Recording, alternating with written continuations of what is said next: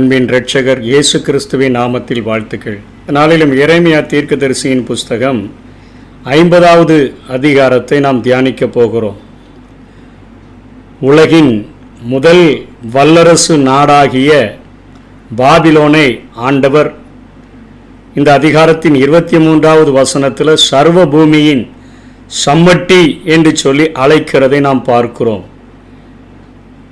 தேவனுக்கு விரோதமாக பாவம் செய்கிற உலகத்தின் நாடுகளை நேபுகாத் நேச்சாரை கொண்டு ஆண்டவர் அவர்களுக்கு தண்டனைகளை வழங்கினபடியினாலே நேபுகாத் நேச்சாரை ஆண்டவர் சர்வ பூமியின் சம்மட்டி என்று அழைக்கிறார். வேதாகமத்தில் பாபிலோனுடைய வரலாறானது ஆதியாகமும் 11வது அதிகாரத்திலேயே அது பாபேல் எப்பொழுது கட்டப்பட்டதோ அப்பவே அதனுடைய வரலாறு தொடங்கி விட்டது. இந்த எரேமியா நாட்களிலே இருக்கக்கூடிய பாபிலோன் இந்த 50வது அதிகாரம் 51வது அதிகாரத்தினுடைய அந்த தீர்க்க தரிசனங்களுக்கு பின்பாக அது முற்றிலுமாக அது அழிக்கப்பட்டது. பாபிலோனுடைய அரசானது தானியேல் 5ஆம் அதிகாரத்தில் அது முற்றிலுமாக பொன்னாலான தலை நீக்கப்பட்டு மேதிய பெர்சிய அரசுகள் அந்த ஆட்சியை பிடித்தன. ஆனால் அவைகள் இப்பொழுது ஈராக்கினுடைய அழிந்து போன அந்த பகுதிகளில் தான் பாபிலோனுடைய காரியங்கள் காணப்படுகின்றன. ஒரு அராபியன் கூட அங்கே கூடாரம் போட முடியாதபடி அங்கே வனவிலங்குகள், ஆபத்தான விலங்குகள் அங்கே வாழ்ந்து கொண்டிருக்கின்றன. ஒரு இரவு கூட ஒருத்தன் கூடாரம் போட்டு தங்க முடியாதபடி அந்த பாபிலோன் முற்றிலுமாக அழிக்கப்பட்டு விட்டது.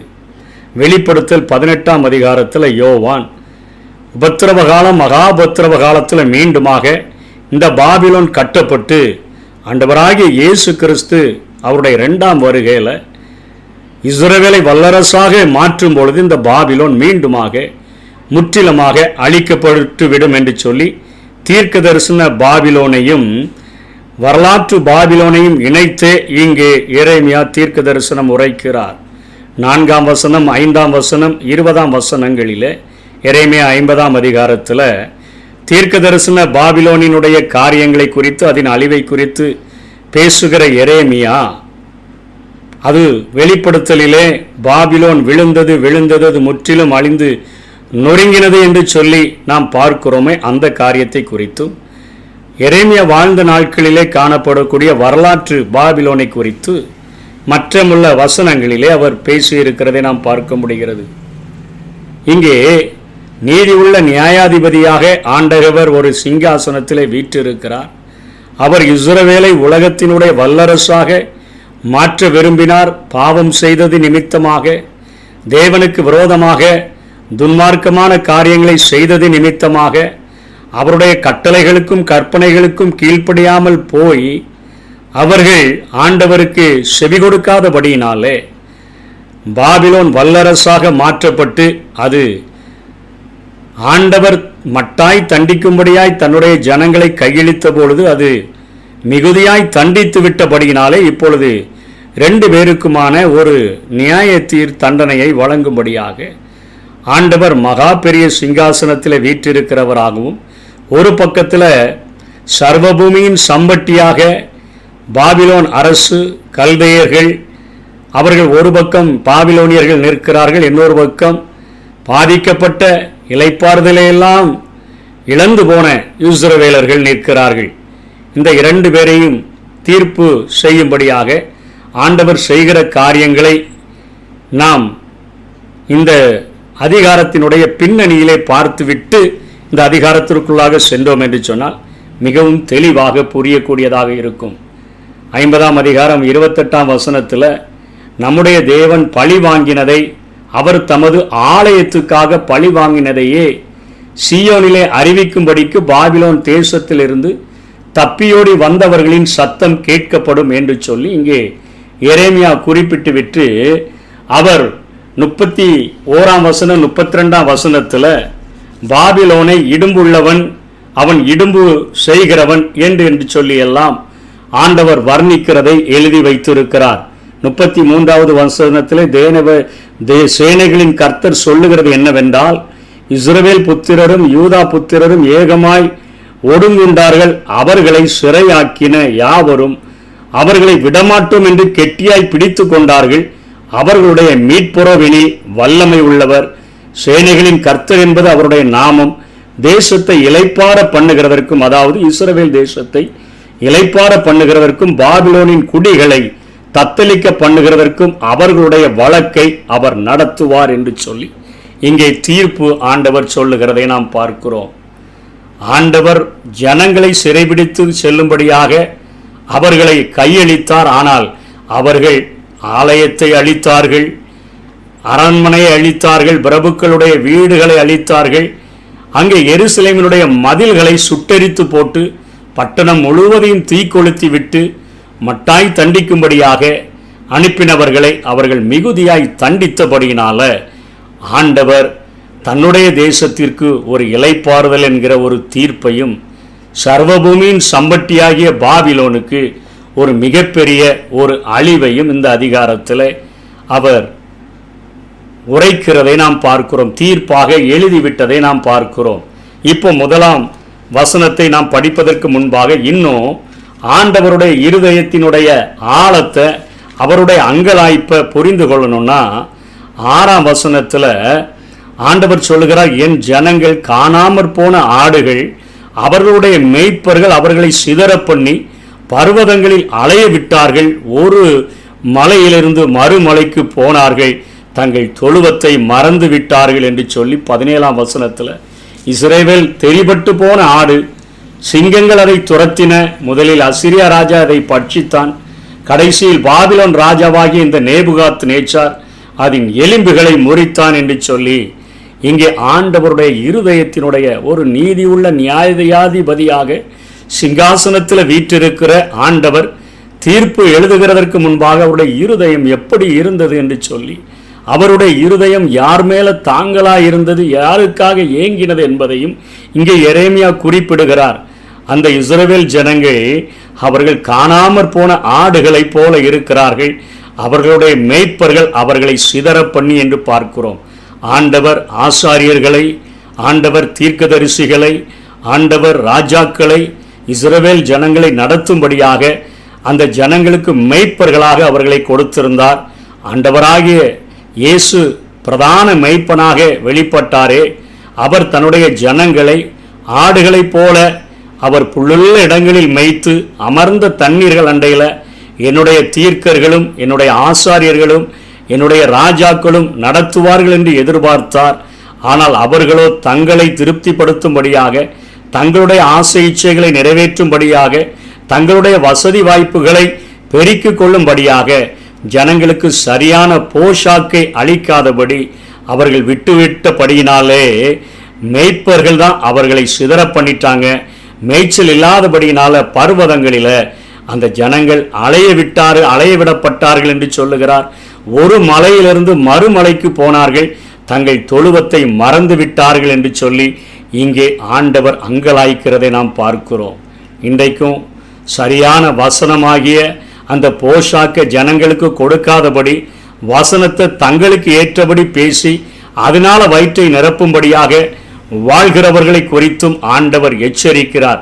வசனங்கள் சரியாக கிடைக்கவில்லை என்று சொன்னால், ஆன்மீக வாழ்க்கையில் ஜனங்கள் வளர்ச்சி அடைய முடியலன்னு சொன்னால், அவர்கள் எப்படி பர்வதங்களில் அலைகிறார்களோ, ஒரு மலையிலிருந்து மறுமலைக்கு போயிட்டு எந்த தொழுவத்தில் அவர்களுக்கு பாதுகாப்பு இருக்கு அப்படின்னு சொல்லி தங்க வைக்கிற இடத்தையும் மறந்து தொழுவங்களை மறந்து அலைகிற நிலைமைக்கு ஜனங்கள் பரிதாபமாக மாறிவிட்டார்கள் என்பதை இந்த காரியங்கள் விளக்குகிறதை நாம் பார்க்கிறோம். அதனைத் தொடர்ந்து இஸ்ரவேல் தெரிபட்டு போன ஒரு ஆடு, ஸ்கேட்டர்டு ஷீப் என்று சொல்லப்படுகிறது, சிதறி போன ஆடு, சிங்கங்கள் அதை துரத்தின. முதலில் அசிரியா ராஜா என்பது அது வட இஸ்ரவேலை, அந்த 10 கோத்திரங்களையும் அது சிறைப்படுத்தினது. கடைசியில் பாபிலோன் ராஜாவாகிய இந்த நேபுகாத் நேச்சார் அதன் எலும்புகளை என்பது யூதாவையும் எருசலேமையும் நேபுகாத் நேச்சார் அழித்ததை குறித்து தேவன் அங்கலாய்த்து விட்டு இந்த கனத்த இருதயத்தோடு கூடத்தான் அவர் இந்த பாபிலோனியர்களுக்கு தீர்ப்பு எழுதுகிறார். அந்த முதல் வசனத்தில் 50ஆம் அதிகாரம் முதல் வசனத்தில் ஆண்டவர் சொல்லுகிறார், பாபிலோன் பிடிபட்டது, பேல் வெட்கப்பட்டது, மெரோதாக் நொறுங்குண்டது, அதனுடைய சிலைகள் இலைச்சை அடைந்தது, அதனுடைய விக்கிரகங்கள் நொறுங்கி போயின என்று ஜாதிகளுக்குள்ளே அறிவித்து பிரசித்தம் பண்ணுங்கள். இதை மறைக்காமல் கொடியேற்றி விளம்பரம் பண்ணுங்கள். வடக்கே இருந்து ஒரு ஜாதி வந்து அதன் தேசத்தை பாழாக்கி போடும், அதிலே குடியிருப்பாரும் இல்லை, மனுஷருடைய மிருகங்களும் ஓடி போகும் என்று சொல்லி ஆண்டவர் ஒரு தீர்ப்பை எழுதிவிட்டதை நாம் பார்க்கிறோம். பாபிலோன் பிடிபட்ட உடனே அதனுடைய தெய்வமாகிய பேல் அல்லது மெராதாக் என்று அழைக்கப்படக்கூடிய தெய்வம் பாபிலோனர்களுடைய தெய்வங்களின் தலைமை தெய்வமாக இருந்தது. வருஷத்தினுடைய துவக்க நாளிலே, முதல் நாளிலே அந்த மொராதாக் என்கிற தெய்வத்தை தெருக்களின் வழியாக எல்லா சமயத்தவரும் வாழ்கிற அந்த வழியாக அவர்கள் சுமந்து செல்லுகிறது உண்டு.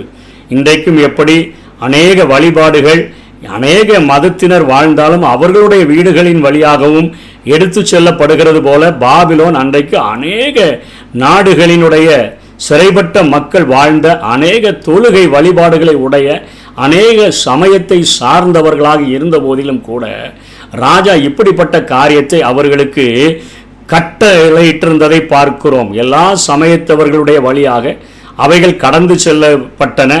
நேபுகாத் நேச்சாருக்கு பின்பாக வந்த நபோனிடஸ் என்று சொல்லக்கூடிய ராஜா, அவன் அங்கே ஒரு பிறை வடிவமான ஒரு சின்னத்தை உண்டு பண்ணி அதை வழிபடும்படியாக ஏற்படுத்தி விட்டபடியினாலே இந்த மொராதாக் தெய்வத்தை வழிபடக்கூடிய சமயத்தவர்கள் அந்த ராஜாவின் மேல மிகவும் கோபமாக இருந்தார்கள்.